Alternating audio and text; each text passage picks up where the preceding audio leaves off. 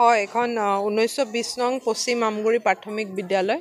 এতিয়া আহি পেলাই অলপ বেয়া লাগিলে কি ল'ৰা ছোৱালীখিনিয়ে ইমান সৰু সৰু এল পি স্কুলৰ ল'ৰা ছোৱালীয়ে মানে কাঁহী চাহি লৈ পেলাই প্ৰটেষ্ট কৰি আছে। মানে এনেকুৱা ধৰণৰ চিন আমি কেতিয়াও আশা নকৰোঁ, কিন্তু মানে মোৰ বিৰাট বেয়া লাগিছে যে ল'ৰা ছোৱালীয়ে তেনেকৈ 14 ডেজ প্ৰিন্সিপালে স্কুলত মিড ডে মিল খুওৱা নাই। তো ইয়াতে বিঅ' আহিলে, আহি পেলাই তেওঁ এতিয়া ইনকুৱাৰী এটা কৰিব কি হৈছে, কি কাৰণে তেওঁ 14 দিন ল'ৰা ছোৱালীক এনেকৈ ৰাখিলে, খুওৱা নাই। বহুতটা এলিগেশ্যনছ আছে প্ৰিন্সিপালজনৰ এগেইনষ্টত। তো গোটেইখিনি চালি জাৰি চাব, চাই পেলাই যিটো একশ্যন তেওঁ ল'ব সেইটো নিশ্চয় ল'ৰা ছোৱালী মানে অভিয়াছলি আৰু ল'ৰা ছোৱালীৰ কাৰণে ল'ব লাগে। শিক্ষা বিভাগত মানে বিশেষকৈ এল পি স্কুলৰ ল'ৰা ছোৱালী প্ৰটেষ্ট কৰাটো অলপ মোৰ আশ্চৰ্যই লাগিছে। তো নিশ্চয় মানে তেওঁলোকেও বহুত চাগে বেয়া লাগিছে। ইমান দিন 14 ডেজ গাৰ্জেনছ আহিছিলে, তো বহুত গোটেই ল'ৰা ছোৱালীখিনি আহিলে বা আমি গম পালোঁ যে সঁচাকেই 14 দিন খুওৱা নাই। ইউনিফৰ্মৰো সেইটো এলিগেশ্যন এটা পাইছোঁ, বহুতটা এলিগেশ্যনছ পাইছোঁ। সেইকাৰণে বিঅ' নিজে আহিছে, আহি পেলাই তেওঁ এতিয়া ইনকুৱাৰীটো কৰিব। এনেকুৱা ধৰণৰ অভিযোগ বহুত বিঅ' অফিচত আছে, বহুত শিক্ষকৰ বিৰুদ্ধে। হয়, সেইটো মোক অৱশ্যে আগতে জনোৱা নাছিলে কোনো। ইয়াতে এতিয়া চাই লওঁ, মানে তেনেকুৱাতো হ'ব নালাগে। অফিচ এটাই কেতিয়াও এনেকুৱা ধৰণৰ বস্তুত এনকাৰেজ কেতিয়াও নকৰে। তো এইটো বিঅ' নিজে আহিছে, তো তেওঁ চাব। এগৰাকী প্ৰধান শিক্ষকৰ বিৰুদ্ধে কেনেকুৱা ধৰণৰ ব্যৱস্থা ল'ব বুলি ভাবে? সেইটো বিঅ'হে সঠিকভাৱে আপোনালোকক ক'ব পাৰিব, কাৰণ ইয়াতে এনেও এটা ল' এণ্ড অৰ্ডাৰ চিটুৱেশ্যন নিচিনাও হৈ গৈছে। তো বহুতখিনি এনেকুৱা এখন স্কুলত এইবোৰ ধৰণৰ হ'ব নালাগে।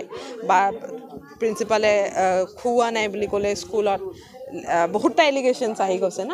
লগতে আকৌ এটা কিটচেন এটাৰ কাৰণে পইচা আহিছিলে, সেই কিটচেনটোও নহ'লগৈ। তো গোটেইখিনি চাব লাগিব, চাই পেলাই। ঠিক আছে। মই গম পালোঁ তেতিয়া 14 দিন।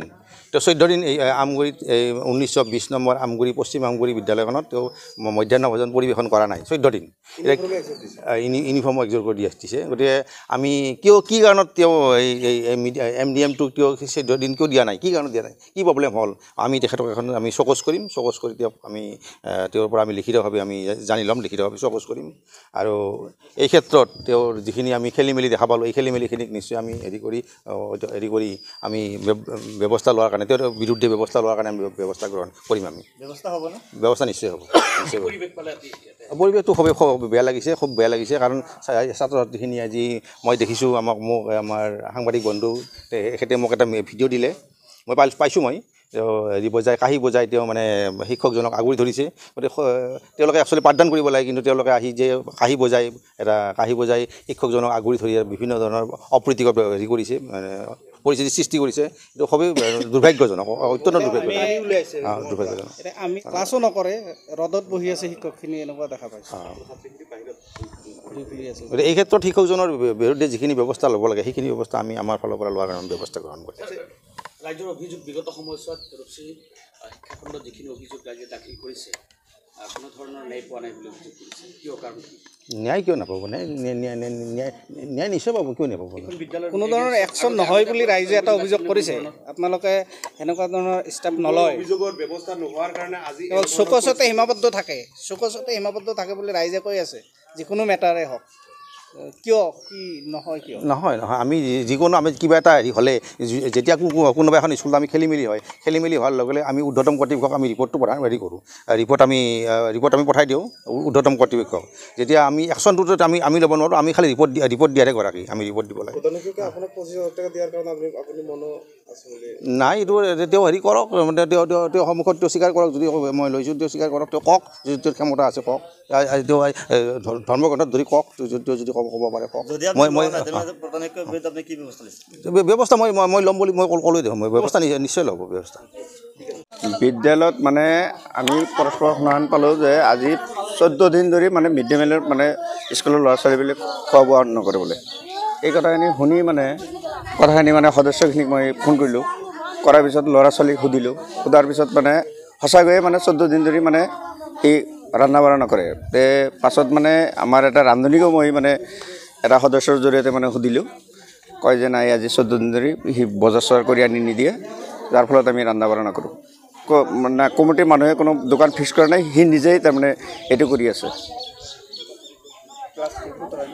ক্লাছ নহয়, কাৰণ ৰদ পঢ়াই মানে মাষ্টাৰ আহিলে মানে আপুনি ল'ৰা ছোৱালীবিলাকক সোধক, মানে ক্লাছে নহয় বুলি মানে ল'ৰা ছোৱালীবিলাকে কৈ দিব। বিভাগীয় মানে সি বিভাগীয় মানুহৰ লগত মানে হলিগলি কৰি থাকে বোলে, যাৰ ফলত কোনো ধৰণৰ একশ্যন নহয়। ইয়াৰ আগতে মানে চাউল চুৰ কৰি মানে বিক্ৰী কৰলাক, সেইটোৰ কোনো একশ্যন নহ'ল। এই 3 কুইণ্টেল 18 কেজি, 3 কুইণ্টেল ধৰক, 3 কুইণ্টেল চাউল মানে সি চুৰ কৰি বিক্ৰী কৰলাক, মানে গাঁও প্ৰধানৰ আগত সি স্বীকাৰ কৰিছে। অফিচত আমি ইনফৰমেশ্যন কৰিলোঁ, ইনফৰমেশ্যন কৰাৰ পিছত ইনকুৱাৰী হ'ল, ইনকুৱাৰীৰ পিছত এই ইনকুৱাৰী নামত এইবিলাক বিকিব না, একো একশ্যন নহয়। তাৰ পাছত আৰু এটা কেলেংকাৰী হৈছে, মানে এই যিটো ঐক্য সাজ পোছাক, সেই সাজ পোছাকখিনিও সি দিয়া নাই। গডৰেজত মানে 30 যোৰা নেকি 36 যোৰা মানে কাপোৰ মানে সি মানে লুকাই ৰাখিছিল।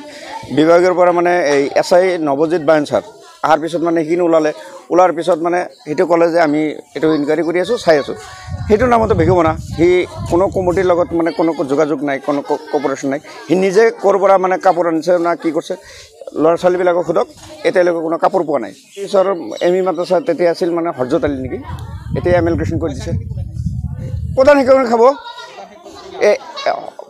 বৰ্তমান হ'ল ফয়জল হক, কিন্তু এমেলগ্ৰেশ্যন কৰাৰ আগতে মানে AB ওচৰ ME মাদ্ৰাছা এটা ৰান্ধনী ঘৰ আছিল, সেইটো কাৰণে মেটেৰিয়েল ইয়াতে পৰি আছে। এইটো অলপ বিভাগীয় তদন্ত হ'ব লাগে।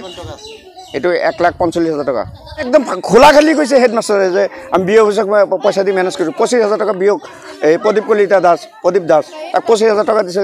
সি নিজে স্বীকাৰ কৰিছে, আমি যাই এপ্লিকেশ্যন কৰিছোঁ, কিন্তু প্ৰদীপ কলিতাই কোনো একশ্যন লোৱা নাই, কাৰণ টকা লৈছে কাৰণে একশ্যন হোৱা নাই। প্ৰদীপ কুমাৰ দাস ৰিটেন আকাৰে এপ্লিকেশ্যন জনাইছোঁ, যদি সি টকা লোৱা নাই তে একশ্যন হ'লাক হয়। টকা লৈছে কাৰণে কোনো একশ্যন হোৱা নাই। কমিটিক মানে এটাই আমি আহ্বান কৰোঁ যে এইটো বিভাগীয়ভাৱে মানে তদন্ত কৰি এইটো বিহিত ব্যৱস্থা কৰি আমাৰ ল'ৰা ছোৱালীবিলাক মানে মানৱ জীৱন মানে গঢ় দিয়াৰ কাৰণে মানে আমি আহ্বান জনালোঁ।